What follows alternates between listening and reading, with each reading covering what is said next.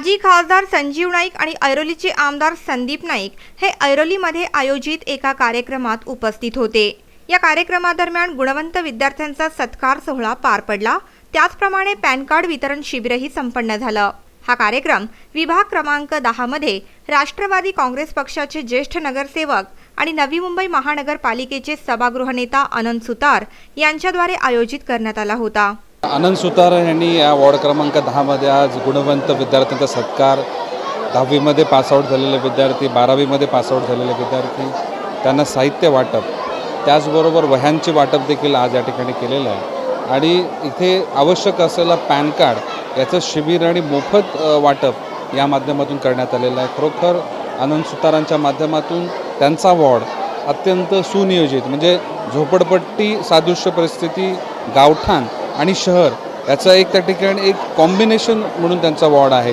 परंतु वॉर्डमधले रस्ते असतील, गार्डन असतील, व्यायामशाळा असतील, मैदान असतील, अत्यंत चांगल्या पद्धतीचा विकास करण्याचा प्रयत्न त्यांच्या माध्यमातून झालेला आहे। आमदार संदीप नाईक यांनी पुढे असेही सांगितले की ज्या मुलांना IAS आणि IPS बनण्याची इच्छा आहे त्यांना पक्षाद्वारे सर्वतोपरी मदत केली जाईल। IAS, IFS हे ज्या त्या ठिकाणी गव्हर्नमेंटच्या त्या ठिकाणी जे कोर्सेस आहेत किंवा जे त्या ठिकाणी परीक्षा आहेत त्याच्यामध्ये एखादा गरीब घराचा, मग तो झोपडपट्टी भागातला असो, गावातला असो, तो शहरातला असो, जो गरजू आहे, ज्याला त्याची गुणवत्ता आहे परंतु कुठेतरी कोर्स करणं, त्याच्याबद्दल ट्यूशन घेणं हे त्याला जमत नाही, अशा सर्व विद्यार्थ्यांना निश्चित प्रकारे आदरणीय नाईक साहेबांच्या मार्गदर्शनाखाली शिक्षण संकुलाच्या माध्यमातून त्यांना मदत केली जाईल आणि कोणीही विद्यार्थी असा फी विना वंचित राहणार नाही याची काळजी घेतली जाईल। आर्थिकदृष्ट्या दुबळ्या मुलांना यावेळी मान्यवरांच्या हस्ते वह्या वाटप देखील करण्यात आले। आपल्या भाषणात आनंद सुतार यांनी सांगितले की अशा कार्यक्रमांमुळे मुलांमध्ये आत्मविश्वास निर्माण होतो। आज ते 40% पास झाले असतील, 45% पास झाले असतील, मान्यवरांच्या हस्ते गुच्छ, फूल, सर्टिफिकेट, प्रमाणपत्र मिळाल्यानंतर त्यांचं मनोबल वाढेल।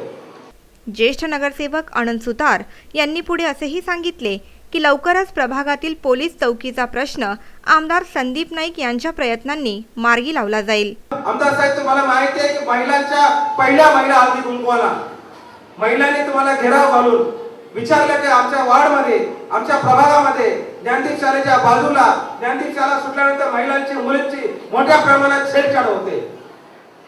आमदार साहेबांनी मला विचारले, खरे आहे का? मी म्हटलं हो, शाळेच्या बाजूला आजूबाजूला मुला मुलींची छेडछाड होते, टिंगल टवाल करणारी मुलं इथं उपस्थित राहतात, त्यासाठी ते काहीतरी नियोजन केलं पाहिजे।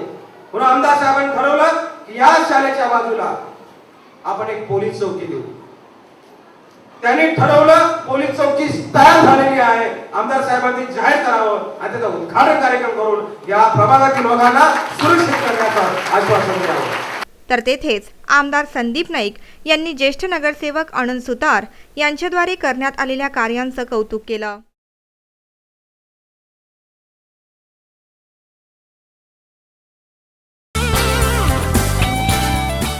नवी मुंबईतील उर्दू शाळांसाठी एक आनंदाची बातमी आहे।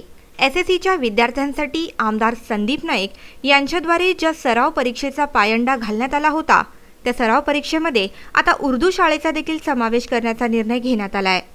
10वीची परीक्षा देणाऱ्या विद्यार्थ्यांच्या मनातील भीती दूर करण्यासाठी सराव परीक्षा ही मोलाची कामगिरी बजावत आहे। गुणवंत विद्यार्थ्यांच्या सत्कार सोहळ्यासाठी आयोजित एका कार्यक्रमात आमदार संदीप नाईक यांनी अशी घोषणा केली की आता सराव परीक्षेत उर्दू माध्यमांनाही सामील करून घेतलं जाईल। कोणताही खंड न पडता पहिला मराठी, नंतर semi Marathi, semi English, English, Hindi, English आणि आता यावर्षी उर्दू भाषेचा देखील समावेश आम्ही या सराव परीक्षेमध्ये त्या ठिकाणी करणार आहोत। आमदार संदीप नाईक यांनी सराव परीक्षेचं महत्त्वही मुलांना पटवून दिलं। कोणताही विद्यार्थी या सराव परीक्षेमधून उपेक्षित राहू नये। 10वीच्या परीक्षेला समोर जाताना त्यांच्यामध्ये आत्मविश्वास असावा, सुधारणा करण्याची संधी मिळावी, या सर्वच गोष्टींचा समावेश यामध्ये करण्यात आलेला आहे।